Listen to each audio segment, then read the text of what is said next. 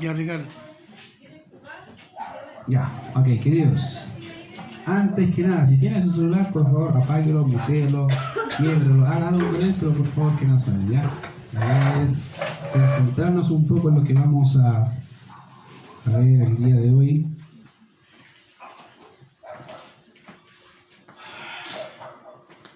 Lucas, capítulo 2. Vamos a estar ahí.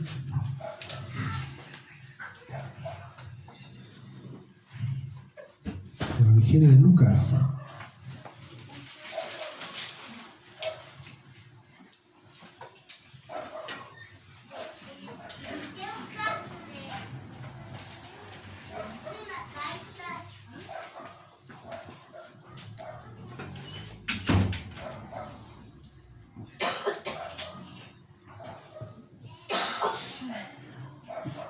He notado en el tiempo que una de las cosas que tanto adultos como niños tienen en común, y no importa la edad en realidad, no importa si eres grande o chico o adolescente, pero he notado que una de las cosas que más pasa con nosotros es ver cómo una promesa puede moldear o, podríamos decir de alguna forma, cambiar la forma de actuar. Y eso lo vemos desde muy temprano, ¿cierto? Podemos ver como ejemplo cuando el padre le dice a su hijo, porque yo lo veo a mi hijo, si te portas bien, te doy un premio. Y aunque el niño sea el más malvado que hay en la humanidad, ese día se va a portar bien porque el papá dijo, hay un regalo. Y creo que desde muy temprano entendemos el concepto, ¿cierto? En que hay una promesa y voy en pos de esa promesa. Una de las cosas más simpáticas que me ha pasado esta semana con mi hijo, y creo que con tu hijo, como te digo, no importa la edad que tengas, tenemos eso tan marcado en nosotros que desde muy temprano lo hacemos. Mi hijo esta semana tiene que hacer su actividad, y su actividad consiste básicamente en hacer tareas del colegio, aprender a escribir, a contar, lo típico que hacen en un jardín. Gracias a Dios nosotros lo hacemos en casa. Y a veces de vez en cuando no le gusta hacer su actividad, dice, no quiero actividad. Digo, hijo, ¿tienes que hacer actividad? No quiero actividad. Y justo esta semana, uno de esos días, me dijo, no quiero actividad. Dijo, ok, si no quieres actividad, entonces no puedes ver televisión. Acá esto, paréntesis, mi hijo tiene 3 años, entonces tienen que entender 3 años. Dije, no va a entender. Después mi esposa me escribe por WhatsApp, él hizo actividad. Hizo actividad, sí, la hizo solo. De verdad, hizo solo actividad. Sí, la hizo solo. Pero después se fue a ver tele, porque terminó su actividad. Ay, interesante. En tan temprana edad, conoce el concepto. Hay un pacto, ¿cierto? Digamos, pacto, una promesa. Y funcionamos así. En realidad, en el mundo que vivimos y como adultos funcionamos así, ¿cierto? Cuando tú vas a un trabajo, ¿qué te prometen? Hacer un pacto, ¿cierto?, jurídico, donde se compromete el empleador a pagarte cierta cantidad de dinero por tu servicio. Y así funcionamos. La vida es básicamente un trato de pactos. Pueden ser formales o informales. Y más los niños desde muy temprano se acostumbran a ese lenguaje a tal manera que ya saben lidiar con eso. Saben cómo llegar a su punto para conseguir lo que quieren. Y a veces hacen pactos con los padres, ¿cierto? Los padres generalmente hacemos ese tipo de cosas para incentivarlos. Pero es interesante, querido, que como le dije, desde muy temprana edad, ese concepto de pacto, comillas, de esperar una promesa es tan real. El problema es cuando la promesa no se cumple, ¿cierto? Cuando tu jefe te dice, te vamos a pagar un bonus, ¿no es cierto? El bonus, llega a fin de mes y no hay bonus. Una de las reacciones típicas, ¿cierto? Es, qué injusticia más grande. Y los niños lo sienten igual. Los niños son iguales.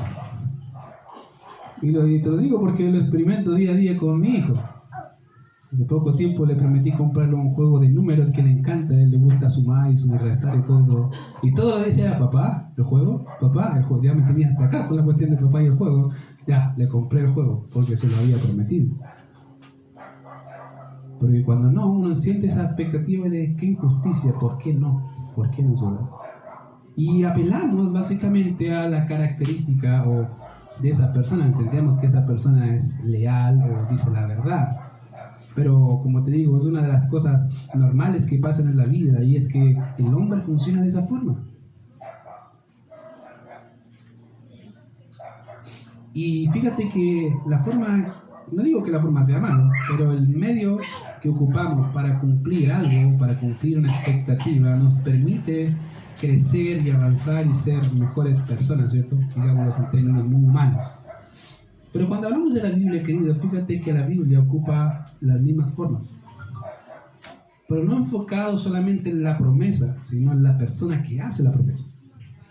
Es interesante notar el día de hoy cómo vamos a ver a un hombre llamado Simeón. Y fíjate que la promesa básicamente lo que hace es generar una vida de devoción cuando entendemos a la persona a quien adoramos. No la promesa por sí misma genera un cambio, sino por qué creemos esa promesa. Y fíjate que la primera cosa que vemos dentro de nuestro contexto, dentro de nuestro pasaje de Lucas capítulo 2, es que hay una consolación esperada por la nación de Israel, y Simón era una de estas personas. Mira lo que dice capítulo 2 de Lucas, el pasaje que nos toca, verso 25. Mira lo que dice ahí, Lucas 2, 25. Dice: y he aquí, había en Jerusalén un hombre llamado Simeón, y este hombre justo y piadoso esperaba la consolación de Israel, y el Espíritu Santo estaba sobre él. Entonces, la primera cosa que nos proporciona el texto es a un hombre, a un individuo. Y no hablo de un niño, como he tratado de hablar, sino hablo de un adulto. Ahora, es interesante notar porque generalmente cuando leemos en los evangelios vas a encontrar esta expresión que aparece aquí al inicio del texto, dice he aquí. Es una expresión muy judía en realidad. Tanto que Mateo es una de las personas que más ocupa esta expresión, creo que 28 veces, y Lucas es el que le sigue, más o menos 24 veces solamente en los evangelios. Y como te dije, es una expresión muy, muy judía. Ahora, es interesante notar eso acá en el texto, porque al ser una expresión judía, obviamente, nos dice algunas cosas. En primer lugar, a veces esa expresión aquí era ocupada por los judíos para animar al oyente. Para decirle, hey, vamos. Como nosotros decimos, ¿qué le pasa? ¿Cierto? El buen chileno, ¿qué pasa? Vamos, que se puede. Bueno, aquí es lo mismo, a veces se ocupaba con esa expresión de animar al oyente. ¿Ya? En algunas también se ocupaba para también hacer un cambio de tema. Es como si vamos a cambiar el tema y te ponían ese he aquí. Vamos a cambiar de escena. Y en este caso no hemos cambiado de escena, todavía estamos en la presentación del Señor Jesucristo en el templo, donde vemos a María y José presentando al Señor, y aparece este individuo, este hombre llamado Simeón. Por lo tanto el contexto sigue siendo el mismo en el templo en Jerusalén. No hay cambio de escena. Pero a veces también esta expresión he aquí era utilizada por los escritores para llamar la atención de algo que ellos querían notar, que querían decirte, mira, esto es sumamente importante.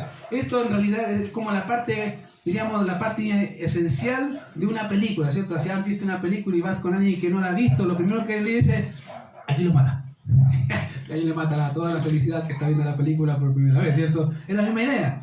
Aquí en la escena va transcurriendo y Lucas lo que va a hacer aquí, cuando dice, he aquí, dice, mira, presta atención que lo que viene aquí es súper importante, te va a llamar la atención porque hay cosas importantes concernientes a este niño que nació, que está cumpliendo la ley, porque nace bajo la ley, y sus padres igual son obedientes a la ley, son piadosos, pero algo aquí va a cambiar.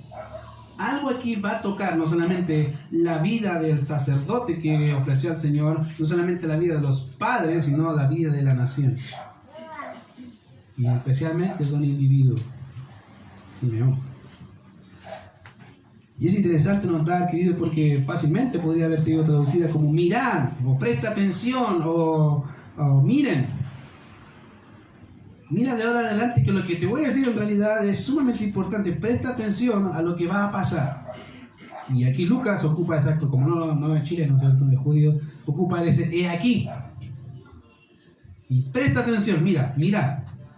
Escucha, si no estás atento a la historia, bueno, ahora te pido por favor que prestes atención porque lo que va, es como, voy a poner otro ejemplo con el instituto, cuando le digo, pregunta de examen, yo creo que ahí, ya, y se lo memorizan porque saben que eso va a entrar en el examen. Ah, ya, eso va a entrar en el examen, va a entrar en la prueba. Lo mismo. Aquí Lucas hace la misma idea. Y obviamente Lucas lo que dice es que había en Jerusalén, y como les dije, debemos recordar nuestra escena anterior. Ya debemos recordar en dónde estaba José, María, y el texto nos dice que estaban en Jerusalén, y esto debido a que era en ese lugar, específicamente el templo, en donde se llevaba a cabo el Brit Milá. Dice, ¿qué es esa cuestión del Brit Milá? Básicamente el Brit Milá es la celebración de la circuncisión y el nombre del niño, que en la actualidad se hace por los judíos, pero se le llama Brit Milá, por si acaso. Si no lo sabía, ahí tiene un dato free, como quiera llamarle a Edito, algo que lo pueda llevar, pero se llama así. Ahora, esa celebración en la actualidad es muy distinta como se hacía en el templo en Jerusalén. En la actualidad, el judío puede llevar a una persona encargada del ritual, o puede hacerlo en un hospital, puede hacerlo en la casa, puede hacerlo en cualquier lugar. En el tiempo del Señor Jesucristo no se podía, tenías que ir al templo. No podía hacerlo en la casa, tenías que llevar al niño después de 8 días, en el 8º día tenía que ser circuncidado, en frente obviamente de un sacerdote o de alguien de la tribu de Leví, y tenían que llevar a cabo este ritual de circuncidar al niño y ponerle su nombre.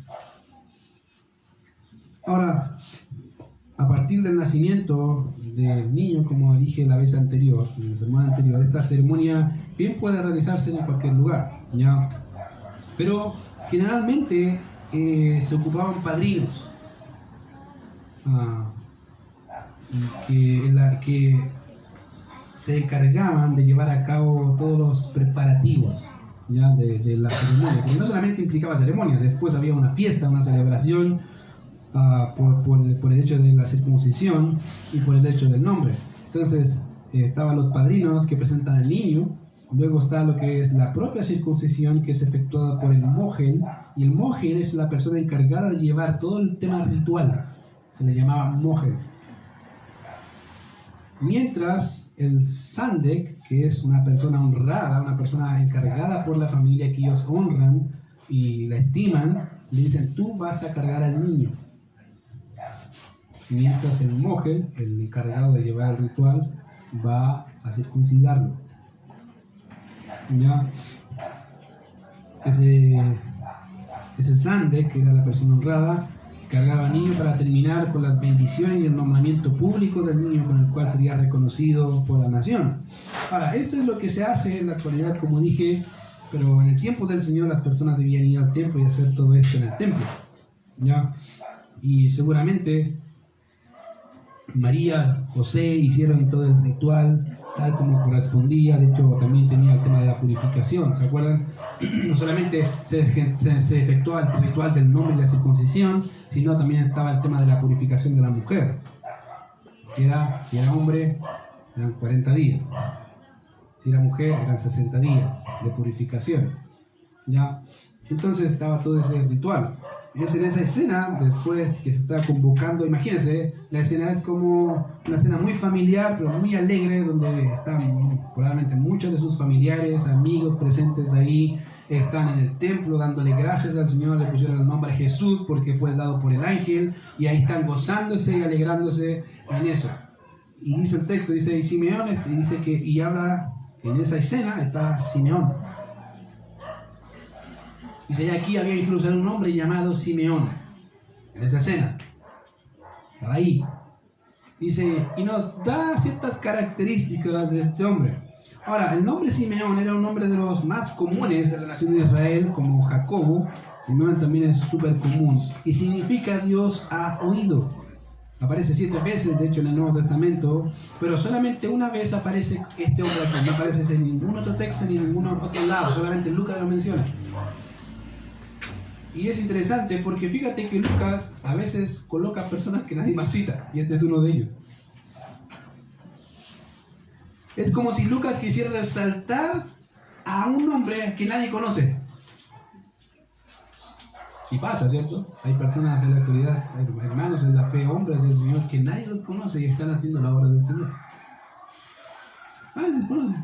Y están en Irak, en todos esos países que nadie de nosotros quisiera estar, pero ahí están ellos sirviendo al Señor, honrando al Señor con sus vidas.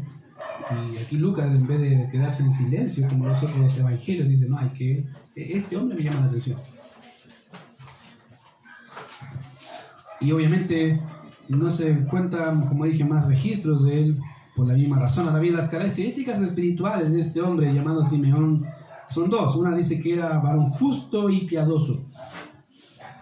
La primera, obviamente, descripción, cuando dice que es justo, nos habla de la justificación por fe. En otras palabras, que este hombre era un creyente de verdad. Una persona que, así como Abraham creyó y le fue contado por justicia, este hombre era de la misma forma, por fe creía en Dios y fue justificado. De hecho, si pudiéramos decirlo de las palabras del apóstol Pablo, en realidad era un verdadero israelita. No era el israelita solamente de simiente, era por fe de la simiente de Abraham. Y en estricto rigor, que es interesante porque, de hecho, las escrituras también nos hablan de muchos otros que eran justos, ¿se acuerdan? Hace poco vimos a dos personas, un matrimonio anciano. ¿Cómo se llamaban? Zacarías y Elizabeth, dice que eran justos. Vemos a María y José, que eran justos. Vemos a Simeón, que era justo. Todos estos hombres tenían una particularidad de que no solamente obedecían la ley como norma de fe y conducta y regla para la nación, sino que en realidad era un medio por el cual ellos adoraban a Dios. Era su forma de vida. No lo veían como una imposición. Eran justos. Y la segunda característica, obviamente, que encontramos acerca de este hombre es piadoso. Ahora, esta palabra es propia de Lucas porque solamente la ocupa. No la ocupa ni Pablo, ni Pedro, nadie. Solamente Lucas ocupa esa palabra, ¿ya? Y eso significa que no la vamos a encontrar en ninguna otra parte del Nuevo Testamento, solamente él. De hecho, aparece acá en Lucas 2.25 y después aparece en Hechos 2.5, Hechos 8.2, Hechos 22.12 y nada más. Solamente Hechos. Hechos lo escribió Lucas. Así que prácticamente Lucas es el único que ocupa esa palabra. Este grupo de palabras, desde donde deriva la palabra piadoso, proviene de obviamente, de donde proviene nuestra palabra. Aquí en el texto nos habla de una actitud de cautela o circunspección. Esa era la forma en que se utilizaba la palabra, básicamente era una actitud de cautela. De manera que nos habla de una persona escrupulosa en cuanto a las cosas de Dios. No era cualquier individuo. Este sí que era escrupuloso. Estas personas celosas, en realidad aman a Dios con todo su corazón. De manera que obviamente era esa actitud, ¿ya? Un hombre obviamente precavido que quiere obedecer y honrar a Dios llevando una vida ejemplar. Imagínense, si uno dice, a ver, muéstrame a un hombre, este era piadoso. Y ahí lo dice. Este hombre en realidad era ejemplar, o sea, todo lo que la ley decía, él hacía sin ningún problema. Porque el motor de obedecer la ley no era para ser justificado. Eso es producto. En realidad, en otras palabras, él ya era justo. Y obedecer la ley solamente reflejaba el cambio del corazón. Cómo vivía. Querido, es una cosa interesante que para el judío eso era así. Cuando más de una vez los profetas decían arrepiéntese o arrepiéntete, no solamente involucraba un cambio de mentalidad, eso involucraba un cambio de vida radical. No es que solamente cambie mi forma de pensar sobre ciertas concepciones del Evangelio o ciertas concepciones de Dios, era cambiar mi forma de pensar y por ende cambiar mi forma de actuar, de vivir, de qué hacer con la vida. Y el judío entendía perfectamente la concepción del término arrepentimiento y lo que significaba ser un justo delante de Dios. Y eso, querido, es algo que debemos recordar de vez en cuando. La Biblia dice que si confesamos nuestros pecados, Él es fiel y justo, ¿cierto?, para perdonar nuestros pecados y limpiarnos de toda maldad. ¿Por qué? Porque se supone que somos justos. Debemos limpiarnos, debemos vivir vidas piadosas, debemos vivir como Dios quiere que vivamos. Un ejemplo claro de eso, hablando de la forma de vivir, de la vida de santidad, que es el producto de la vida recta, justa delante de Dios, es lo que dice 1 Corintios capítulo 1, verso 2. Si tú has leído la carta de los Corintios, yo creo que una de las iglesias más tristes donde no te gustaría haber estado era esa. Problemas por todos lados. División entre los hermanos, otro tenía a su madrastra por mujer, otros en la cena del Señor no le importaba a los hermanos, imagínate. Discutiendo quién tenía el mejor don, otros no creían en la resurrección. Un sinfín de... Usted dice, es que en realidad, de verdad, sí, lee la carta. La carta de los Corintios es una respuesta a la actitud de los Corintios, cómo estaban viviendo, qué estaba pasando con ellos. Pero ahí en Corintios vas a ver que Pablo dice a los santos, a los santos, llamados a ser santos. ¿Por qué? Son santos en posición. Viven así. ¿Por qué? Porque el Señor los rescató. Y posicionalmente soy santo, pero si soy santo debo reflejar esa santidad de forma progresiva. Debo vivir como santo. Eso se espera de un creyente. Querido, cuando la cosa no funciona así hay serios problemas. O no estás entendiendo que debes vivir como santo, o fácilmente no eres santo. Por lo tanto, si no eres un santo, no eres creyente. Con eso no estoy diciendo que no se peca. Pecamos. Nos duele, pero queremos arrepentirnos y cambiar. Porque ofendemos al Rey de los cielos. Y esa es una realidad, querido, que lo vas a ver plasmado en toda la Escritura. Un santo debe vivir como santo. Un creyente debe vivir como creyente. ¿Puede salir higo de los abrojos? ¿O manzana, de un manzano puede salir pera? No puede, porque está loco. Un manzano no sale pera. Bueno, lo mismo pasa con un creyente. Un creyente no puede salir, se supone, el hombre carnal, mundano, ¿cierto?, entregado a todas las cosas del mundo. Pero se supone que hemos cambiado. Caemos, como dije, por nuestra naturaleza, pero no, se supone que el creyente no quiere caer. Lucha por no ofender a su vida. Y aquí tenemos, como dije, a un varón piadoso y que en realidad vivía como tal. Vivía su piedad. Se notaba que si usted hubiese visto a Simeón, dice, este sí, este de los buenos. Este es creyente de verdad. De hecho, hay una expresión parecida sobre un hombre cuando el Señor le dijo, cuando estabas en la higuera te vi. Porque él dijo, de Nazaret puede salir algo bueno. Y el Señor le dijo, hay aquí un verdadero israelita en quien no hay engaño. ¿Cómo se llamaba? ¿Cómo? Natanael. Y acá tenemos algo parecido a Natanael. Ahí está, no hay engaño. En realidad este era de los buenos. De manera que las palabras que Lucas utiliza, querido, para referirse a Simón es que era un verdadero israelita. Y ya se los dije, de hecho Pablo dice, pero no, dice en Romanos 2, 28 y 29, pero no es judío el que lo hace exteriormente, ni es la circuncisión la que se hace exteriormente en la carne, sino que es judío el que lo es en el interior, en las circuncisiones del corazón, en espíritu, no en letra, la alabanza del cual no viene de los hombres, sino de Dios. En otras palabras, el que es un verdadero israelita no es de la simiente directa. Y eso, fíjate, que era el argumento de los líderes del tiempo del Señor. Porque somos hijos de Abraham, pero se comportaban peor que un gentil. Ah, no, pero es que soy hijo de Abraham, estoy salvado. No necesariamente. Entonces la pregunta que nos compete entonces es, ¿qué es lo que pensaba Simeón en cuanto a las promesas de Dios? Ya sabemos que era un hombre creyente, amaba a Dios con todo su corazón. Y una cosa, querido, es lo que tú eres y otra cosa es lo que tú crees. A veces hay disparidad en lo que eres y lo que crees. La pregunta es, ¿qué es lo que pensaba Simeón en cuanto a las promesas de Dios y por ende acerca de Dios mismo? ¿Qué pensaba él de Dios? Ahora, un hombre de Dios, querido, no solo se ve por cómo vive a ese Dios, sino que también acerca de lo que cree de ese Dios al cual adora. Querido, Tú vas a mostrar a Dios con tus hechos. Y a veces vas a mostrar al mismo Dios distinto, pero con tus palabras. Tú puedes decir, no, yo adoro a este Dios así, pero la gente dice, pero no se parece ese Dios a lo que tú estás diciendo. Es diferente. Mira cómo hablas de ese Dios y está bien, pero mira cómo vives ese Dios. No hay concordia entre la una y la otra. Bueno, aquí vemos en realidad que así hay concordia.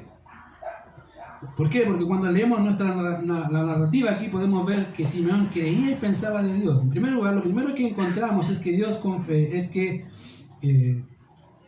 Simeón creía en un Dios veraz y fiel.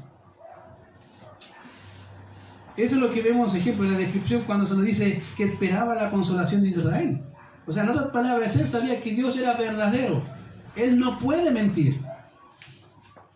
Y no solamente es verdadero, puede cumplir sus promesas. No importa el tiempo, no importa lo que tenga que pasar, Él va a cumplirla porque tiene la capacidad para hacerlo, tiene el poder para hacerlo y es verdad. Él no miente. Amén. Y eso lo creía él. En otras palabras, la idea de consolación, cuando dice que esperaba la consolación de Israel, tiene que ver con aquello que produce ánimo o consuelo a pesar de las circunstancias, mirando a lo que Dios había prometido.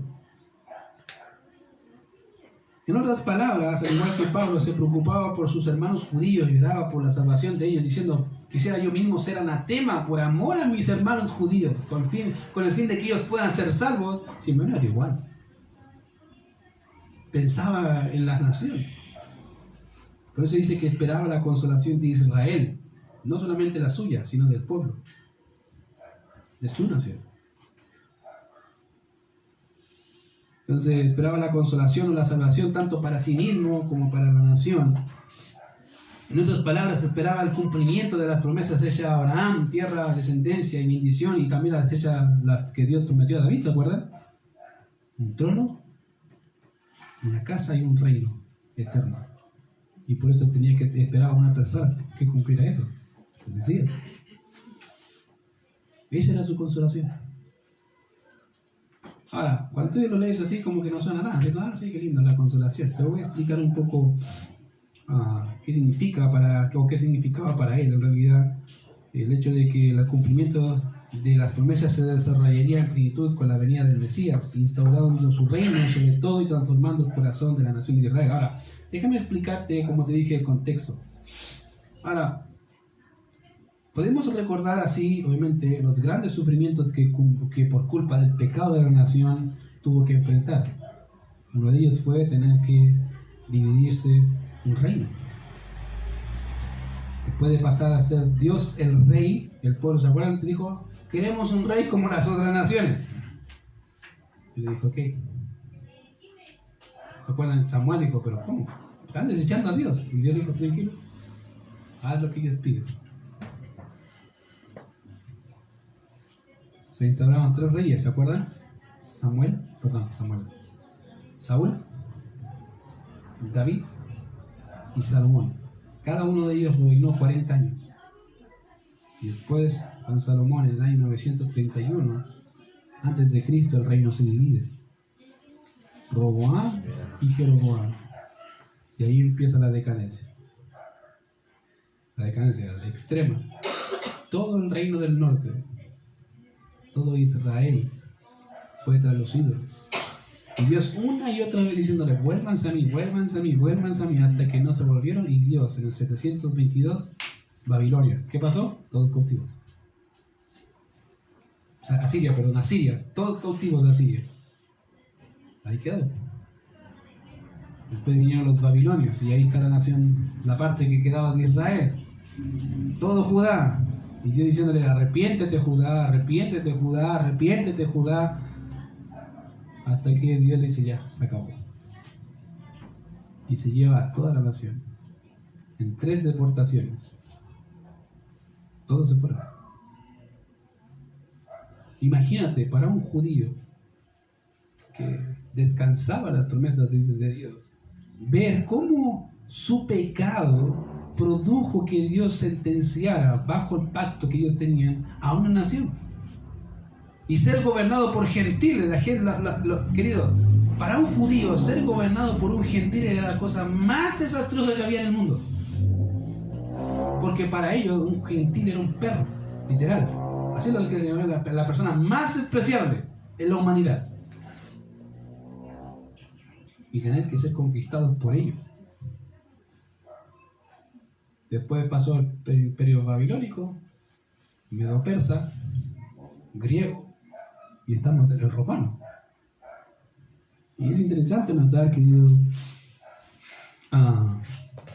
cómo bajo este imperio, cómo era este imperio. De hecho, Daniel da especificaciones muy claras en Daniel capítulo 2, verso 40, dice, y el cuarto reino será fuerte como hierro, hablando del reino del imperio romano, dice que será fuerte como hierro, y como hierro desmenuza y rompe todas las cosas, desmenuzará y quebrará todo. Y eso es literal, que ellos conquistaban y arrasaban. Si han visto películas documentales de cómo era así, arrasaban, dejaban a los niños y a las mujeres, y algunos pocos hombres si eran de utilidad, pero si no, muertos todos. Eran conocidos como las personas más despreciables en el sentido militar. Inventaron, queridos, métodos de tortura que no te hubieses imaginado. Ellos lo inventaron. Muchos de los métodos de tortura que se utilizó en la Segunda Guerra Mundial salen de ahí. Hacia los judíos. Nacen de ellos. Entonces, imagínate ser conquistado por un gentil de esa categoría, más encima idólatra, con todo su paganismo, y tú queriendo servir al Dios vivo y verdadero, y ahí estamos.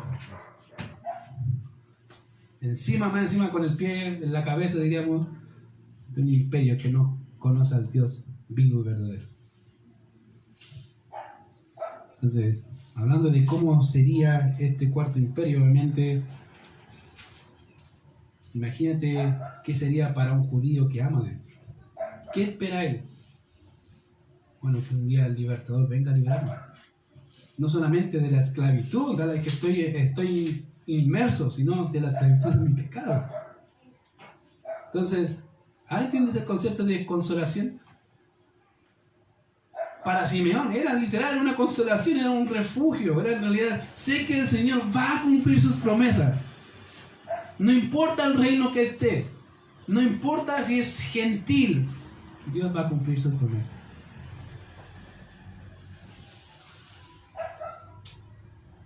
Las palabras, obviamente, en estos tiempos difíciles aumentaba, querido, la expectativa de la venida de un Mesías liberador y conquistador, y de igual manera aumenta la expectativa y la esperanza de un creyente como Simeón, que Dios restauraría la nación.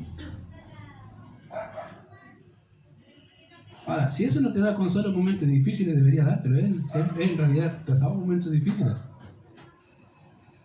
de opresión por un pueblo que no conoce a Dios, y por otro lado tener que servir a Dios en medio de todo eso.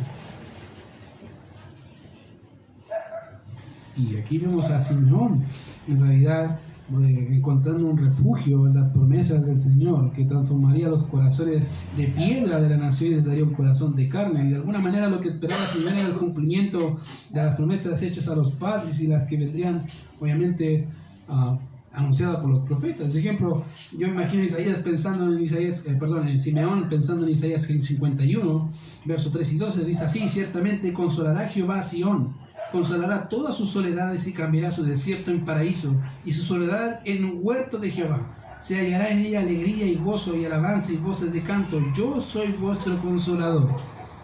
Yo imagino a Simeón pensando: Dios es mi consolador, yo sé quién lo va a hacer. Algún día va a venir el libertador y nos va a liberar de esta opresión. Nos va a liberar del pecado, va a cambiar el corazón de la nación, va a transformar todo esto.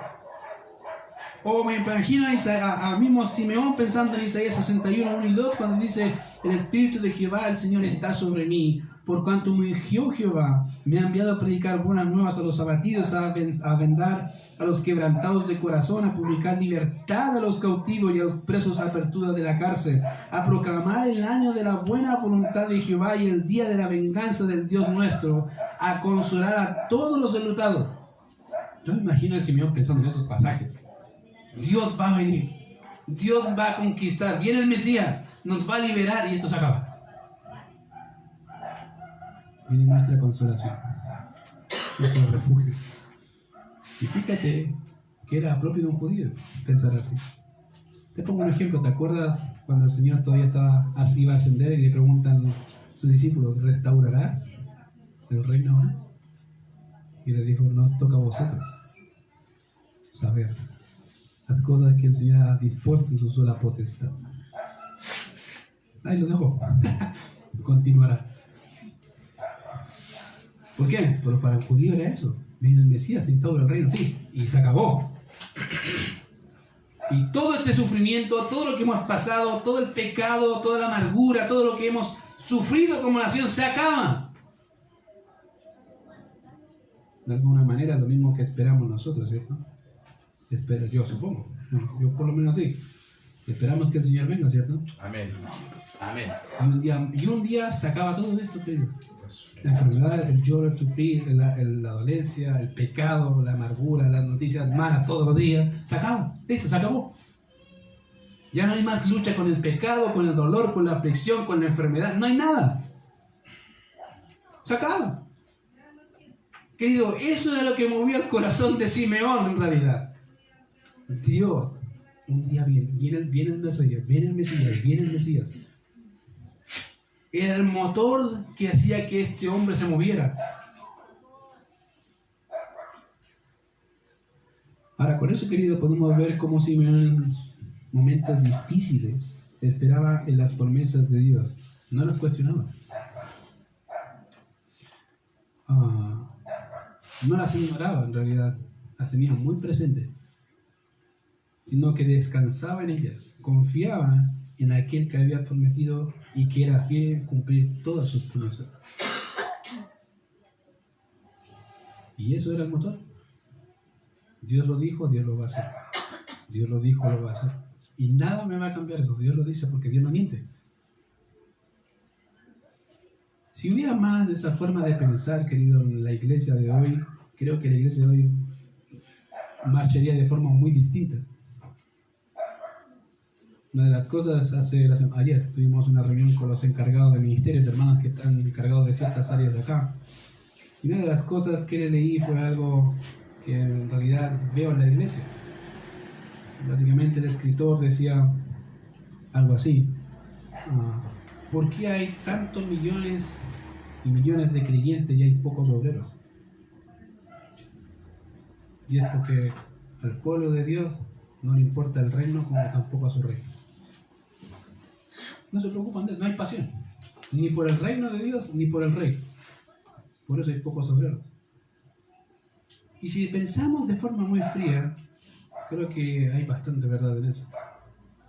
Estamos tan afanados, como aquella semilla que cae, ¿se acuerdan? Entre los pedregales o entre los espinos, donde los afanes de la vida están tan inmersos en nosotros que la semilla de la palabra de domingo a domingo cae y no fructifica. Y no fructifica no porque no sea palabra de Dios, no porque el corazón de cae está tapado en espinos, ¿cierto? Ya no son chicos, ya parecen motas, ya árboles. No dejan que la palabra fructifique. Y es porque no hay pasión. Yo les pregunté a los hermanos, ¿qué es lo que te apasiona a ti?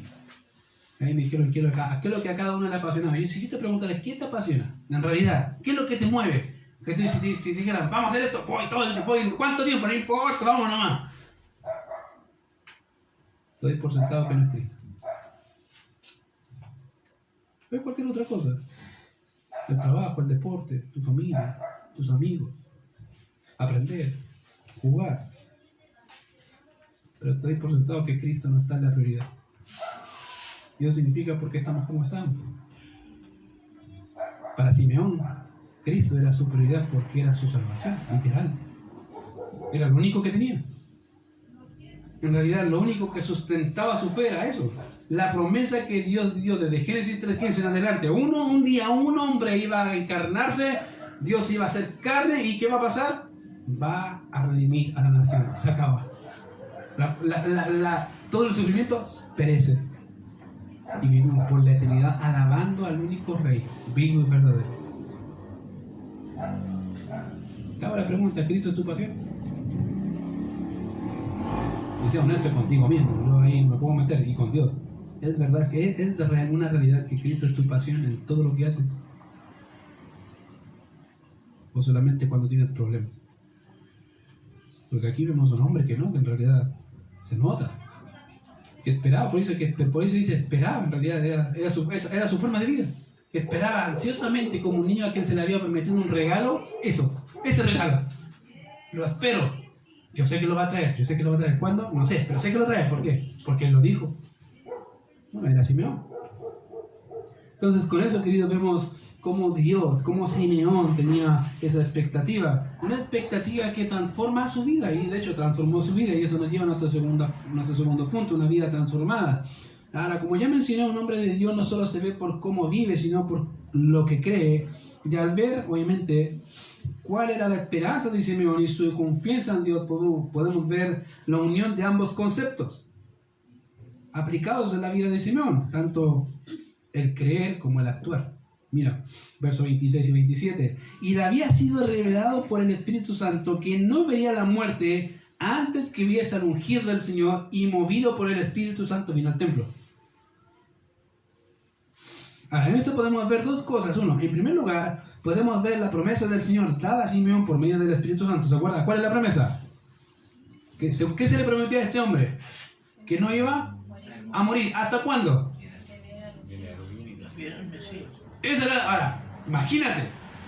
Dios ya había prometido en hartos lugares que el Mesías vendría. Pero a este hombre en particular, Dios le dijo, tú no vas a morir hasta que no veas la promesa hecha. ¿Tú crees que eso nos motivaría, lo hubiese motivado al Simeón? Con mayor razón. Señor, ¿cuándo viene? ¿Cuándo viene? Yo me imagino, todo después vendrá hoy día. O mañana. Porque no he muerto. Si no he muerto es porque todavía no viene el Mesías. ¿Será que hoy día será el día que lo vea con mis ojos? Y yo me imagino a Simón, como te digo, como un niño expectante, así, queriendo ver el regalo. Y más encima Dios le dice, no vas a morir hasta que lo veas. Y fíjate, eso, como te digo, ahí vemos la promesa del Señor guiada por el Espíritu Santo de la vida de este hombre. Y por otro lado, podemos ver la guía del Espíritu Santo en la vida de este hombre, no solamente la promesa, sino cómo él vivía en base a esa promesa. Dice que no vería muerte antes que viese al ungido del Señor. En otras palabras, dice ahí que y le había sido revelado por el Espíritu Santo que no vería la muerte antes que viese al ungido del Señor. Y el siguiente texto dice, y movido por el Espíritu Santo vino al templo. ¿Quién lo movió? Entonces eso significa que tenía una vida de devoción constante. ¿Qué movía esa devoción? La promesa. Una promesa enfocada en Dios, obviamente. Y eso movía a este hombre, imagínate. Por eso te digo que un hombre de Dios no se ve solamente por lo que cree, sino por cómo vive. Y aquí vemos las dos cosas juntas. Lo que cree y lo que vive. ¿Cómo vive esa promesa? Por eso te digo que cuando uno dice yo creo en Dios, la pregunta no es si crees en Dios, ¿en qué Dios crees? Es la mejor pregunta. ¿En qué Dios crees? Tú puedes decir, no, que yo creo en Dios de la Biblia. Bueno, voy a decirte el dicho aquí en chileno. Dime con quién andas y te diré quién eres, ¿cierto? No las palabras, muéstramelo. ¿Cómo? Con tu vida. Con tus hechos. Muéstrame a ese Dios que tú crees. Santiago es muy claro también cuando dice, tú crees en Dios, bien haces, los demonios también creen y tiemblan. Y más abajo dice también, déjame ver a tu Dios sin tus obras y yo te mostraré a mi Dios con mis obras. En otras palabras, lo que yo creo se ve. Querido, no importa a veces lo que tú dices, tus hechos te delatan. Tus hechos te matan, no como quieras decirlo, o te delatan o te matan, pero ahí están.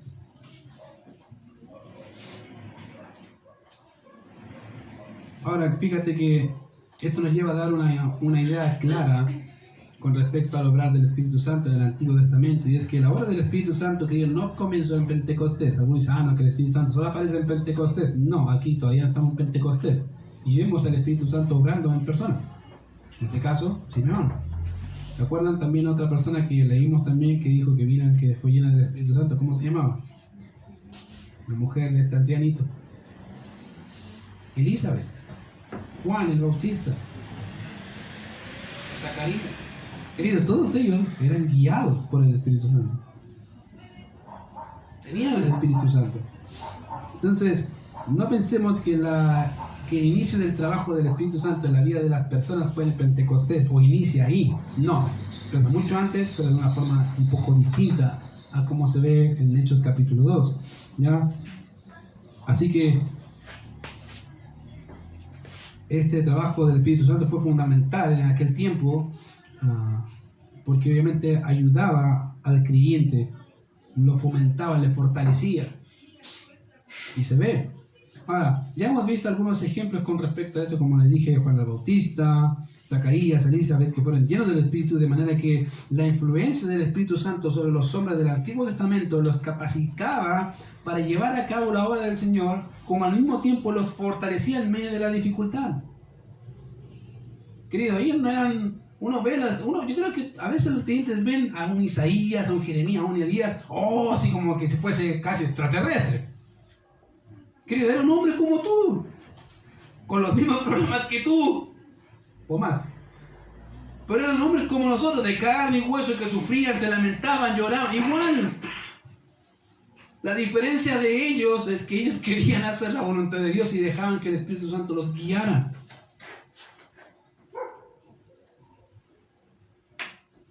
Esa es la diferencia con el creyente actual. El creyente actual no quiere muchas veces que Dios lo guíe. Lucha con eso. Como que si los planes de Dios fueran malos. En realidad, queridos, vemos a todos estos hombres cómo el Señor los capacitó. Así que también podemos ver el mismo Espíritu Santo era quien les revelaba lo que acontecería. Y aquí tenemos este caso de Simeón. ¿Qué le dijo? No vas a morir hasta que veas al Mesías. Le reveló algo, demostró algo, o lo que Dios haría por este individuo. Y en este caso Simeón dice que no vería muerte. Ahora, si bien podemos ver que Simeón esperaba la consolación de Israel, eso que se le mostró a Simeón debió haber, como dije antes, haber aumentado ese deseo, esa piedad. Porque imagínate, ¿cuántos años habrá tenido este hombre? Y le dicen más encima, no vas a morir hasta que veas esa promesa cumplirse.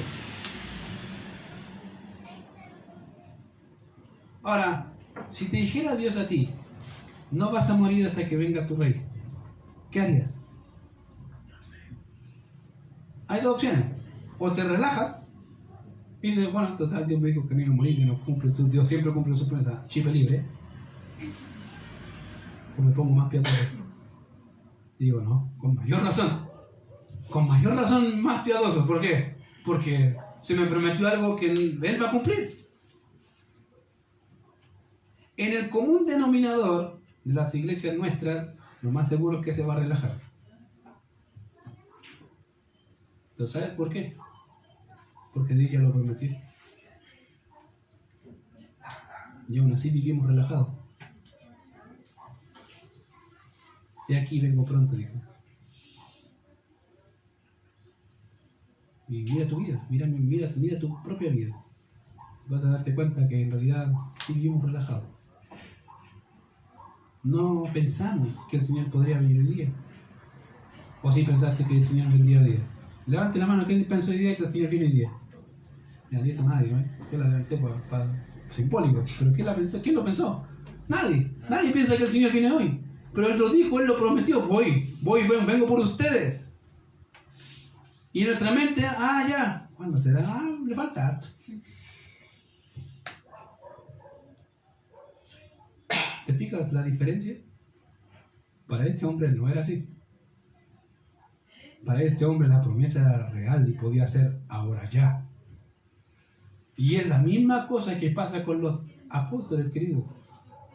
¿Qué motivaba el corazón de los apóstoles para hacer todo lo que hicieron? Imagínate el de Pablo, toda la obra que hizo. ¿Qué lo motivaba? El Señor viene. ¿Cuándo? No sé, el Señor viene. Pero esa concepción de la promesa de Dios cumplirse era aquello que movía su corazón y su motor. Decía, el Señor viene, me va a demandar, tengo que hacerlo mejor. No importa si sufro, no me interesa, tengo que hacerlo mejor. Porque el Rey viene. Tenía esa sensación de urgencia en el corazón de ellos, porque sabía que Dios es veraz y fiel en cumplir lo que había prometido. Querido, ¿y tu corazón? ¿A dónde está? ¿Está en los negocios de tu padre? ¿O está en los negocios de su padre, de afuera? ¿A dónde está? Fíjate que Simeón en realidad es, creo, un ejemplo para el creyente en la actualidad de cómo debe vivirse la fe en base a las promesas. Su vida transformada, querido. Fue ese mismo espíritu que le reveló, el que lo movió a ir al templo. Dice ahí, y movido por el Espíritu Santo vino al templo. ¿Quién lo movió? El Espíritu Santo.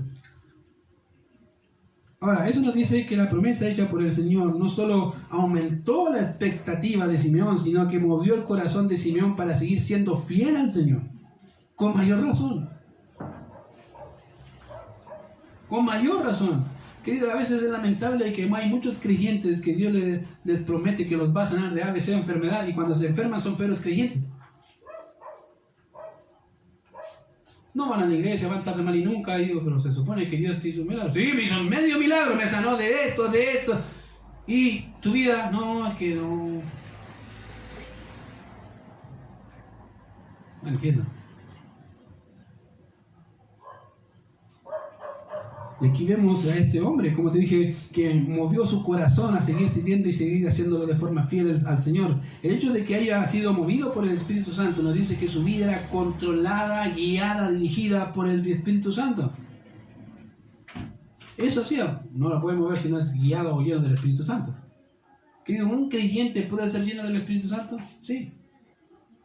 De hecho, se supone que vivimos así, según lo que dice Pablo. Se supone que vivimos así. En todo lo que hacemos se supone que Dios está ahí en medio. Él es nuestra guía. Somos guiados siempre por Él. Se supone. Porque se supone que vivimos así. Pero si somos honestos, la gran mayoría de las veces no es así. Y no porque no tengamos las herramientas. Es porque no quieres. A veces, conversando con los hermanos, no solamente de acá, de muchas otras iglesias, me doy cuenta que son re malos para leer. No se lee ni el papelucho. Y la noticia, mejor que me las digan, porque no me tenés que leerla, mejor la escucho por podcast. Y la Biblia, no, mejor la Biblia, a ver, que me la lea otro. Pero tú no lees, ¿no? Que tan fome. Pero querido, ¿cómo te nutres? Si no hubiera Biblia, ¿cómo lo haces? No sé. Querido, somos tan malos para leer. Me acuerdo hace un tiempo atrás de una encuesta que decía que los chilenos en realidad leen 3 libros al año. Digo que la encuesta es más mentirosa porque en realidad no leen 3 libros al año. Probablemente los leen los otros que leen más de 3 libros en el año. Eso sí, pero el chileno en promedio no lee. Como te digo, no leen el papelucho que son 120 páginas. Y lo leo obligado porque en el colegio le sacan notas. Pero así queremos crecer en la vida espiritual, querido. La vida espiritual, ser lleno del Espíritu, involucra directamente ser lleno del conocimiento del Señor. Si quieres que el Señor guíe tu vida y tus pensamientos, debe llenar tus pensamientos con la guía y los pensamientos del Señor. ¿Cómo se hace? Leyendo Biblia, querido. No hay fórmulas mágicas. A veces la gente dice, 20 fórmulas para el querido. No es fórmula mágica. Lee la Biblia. Memorízate la Biblia. No sé, ve las formas de que en tu mente siempre haya Biblia. Todo el día. Todos los días. Y vas a ver la diferencia.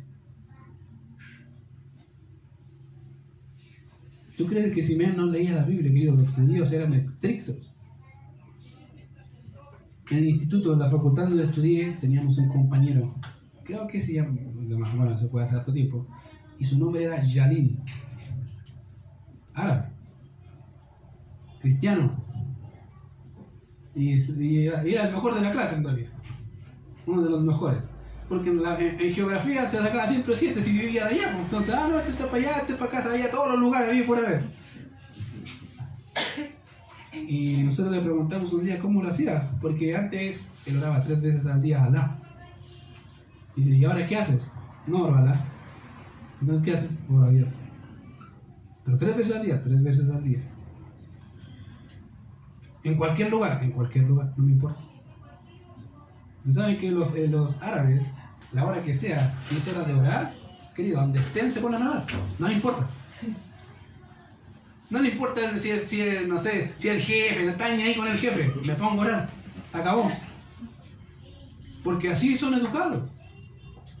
Y yo le pregunto, ¿tú lo así? Sí. Termino el tema, permiso, me voy a orar y después vuelvo. Chao. Se acabó. Y querido, eso muestra la mentalidad de un árabe, de un judío, muy parecido en ese sentido. Dios es el mayor deseo de mi alma.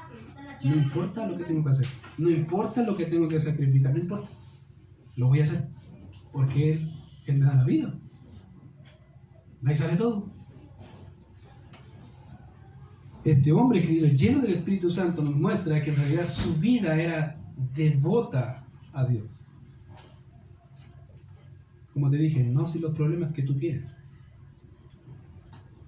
Probablemente tenía los mismos problemas. Opresión por parte del Imperio Romano, de diferentes formas o maneras, y aún así seguía sirviendo a Dios con todo tu corazón.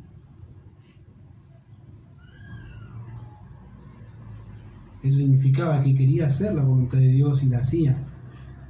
Mira lo que dice al final, dice, y cuando los padres del niño Jesús le trajeron al templo para hacer por él conforme al rito de la ley, obviamente ahí está el texto. Ahora, solo quiero anotar algo, dos cosas de acá, para poder hacer rápido otro texto. En primer lugar, lo más seguro que se encontraron ahí, en el templo.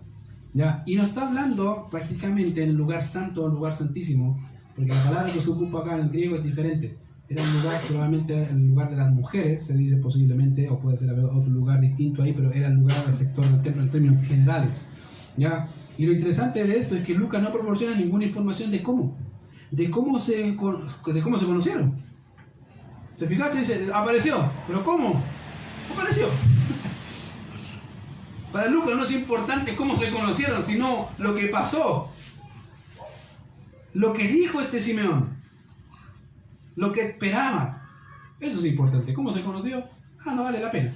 Para él. Uno que es curioso de esto, ¿y cómo te conociste? Típico chileno. ¿Y cómo pasó? No, pues aquí ya hasta ahí llegamos con la información. Ya, porque no dice nada más. Pero sin duda este era el lugar propicio para ver a aquel que sería el redentor y la consolación de Israel, el templo. El lugar del Señor. Y fíjate que la última parte que nos toca es la bendición. Y por tema de tiempo no vamos a terminarla en esta ocasión, la vamos a terminar la próxima semana. Y dice ahí el verso 28.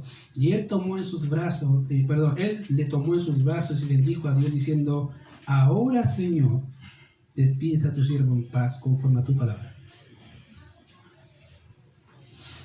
Creo que este debió ser uno de los momentos más sublimes para él. Imagínate cuánto tiempo tiene que haber esperado la promesa y verla cumplirse en sus brazos. Ahí está. El Mesías, el Rey, en los brazos de este hombre. El Rey de la Gloria en los brazos de un ser humano.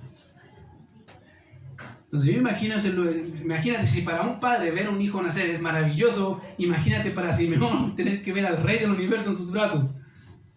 Eso debe ser espectacular. Como creo que para un creyente va a ser espectacular ver a aquel que traspasaron un día en la gloria. Yo creo que va a ser el momento más sublime. No te va a importar tu mamá, tu tío, no importa eso, ya se acabó. Lo hecho está, se acabó. Pero ahí está el Rey. No me importa lo demás. Imagínate para este hombre cómo ver que en sus brazos tiene la promesa, con sus propios ojos y ver a aquel que redimiría a la nación, en que se cumpliría todas las promesas dichas por los profetas. Y con esto comienza Simeón su cántico de alabanza, y de hecho ese cántico de alabanza que aparece ahí, se le llama también como Nunc Dimittis. ¿Qué es esa cuestión? Es el cántico de alabanza, es una forma latina de ahora Señor, de la expresión ahora Señor, es un cántico, debido a las primeras palabras de un himno latino. Y lo primero que tenemos son las palabras: despide a tu siervo en paz conforme a tu palabra. Y es interesante que la paz, querido, aquí esté ligada a una promesa. ¿Te fijaste? Ahora puedo descansar en paz. Se cumplió. Lo hecho está. Ya no está. No tengo que esperar nada más. Ya lo que tenía que esperar lo esperé. Ahí está. Y está ligado a una promesa. Generalmente, fíjate, generalmente en la vida cotidiana la muerte se ve como un mal, ¿cierto? Como un dolor. La muerte se ve como la consecuencia del pecado, y ciertamente, querido, lo es. La paga del pecado, dice el texto, es muerte. Pero a pesar de ello, la muerte de Simeón estaba asociada a una promesa. No vería muerte hasta que viniera el Redentor de Israel. Y eso debe ser lo más espectacular. No me importa si muero, ya lo vi, ya ahora me muero. Ahora me toca la parte linda de la historia, ¿cierto? Esperar la gloria. Ahí está. Que por eso que dice conforme a tu palabra. Si hay algo ciertísimo, querido, es que Dios no solo es quien habla por su palabra, sino que es el mismo quien cumple su palabra, porque es fiel a lo que ha prometido. Siempre es fiel. Lo creas tú o no lo creas tú, Él es el fiel siempre. Si Él lo dijo, lo va a cumplir. ¿Cómo? Ni te preguntes cómo, porque ni yo tengo idea cómo lo hace siempre. Pero de que lo cumple, lo cumple. Querido, si Él dijo algo, Él lo va a hacer. Lo ha hecho y lo hará. Es así, es un hecho. Cuando la Biblia diga algo, querido, en el futuro, no lo veas, no, sí, como esa típica expresión, ya sí lo creo, sí lo creo. Pero en realidad no lo crees tanto, en realidad sí lo creo, pero bien lejos. Véelo como una realidad, que es así. Te guste o no te guste. Esto produce paz, querido, cuando hay esa concepción de la Biblia, de la palabra de Dios y de las promesas de Dios. Eso ¿sabes lo que produce paz? Eso produce verdadera paz. Porque procede de aquel que es paz infinita y eterna. Y no hay mejor oportunidad ni privilegio que descansar en el príncipe de paz, querido. Es lo mejor. Si hoy estás pasando por dificultades, querido, bueno, descansa en las promesas. El cristiano en la actualidad que dice, no, si descanso en las promesas, ya se tiene típica oración: Señor, estoy pasando por este problema, ayúdame, espero poder pasarlo, sácalo de mí. Y empieza toda su lista de ciertas de cosas malas, bla, bla, bla, bla, bla. Señor, gracias, amén. Toma los problemas y sigue con ellos. Pesca toda la mochila que supuestamente dejó a los pies del Señor y después la vuelve a tomar y la sigue cargando. Y Dios te dice, ¿pero por qué no me los dejaste sacar? Si ya me lo dijiste que me lo iba a dejar, ¿pero por qué te lo llevas?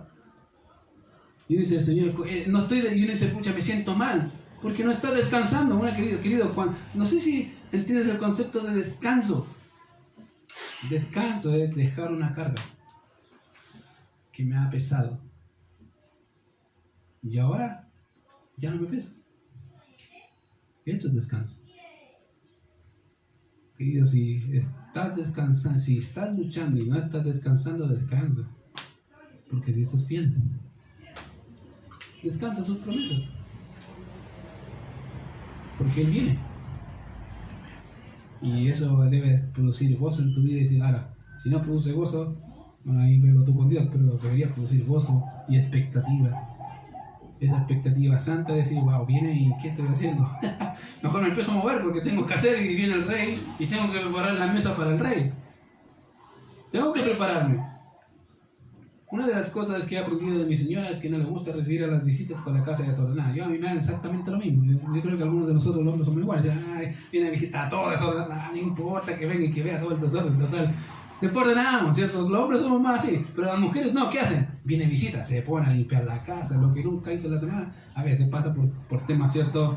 De trabajo, cosas así, pero ellas no quieren ver a la visita, sino quieren que vean la suciedad. ¿Qué? Pues se ponen a limpiar. Querido, ¿con cuántos más si viene a Cristo?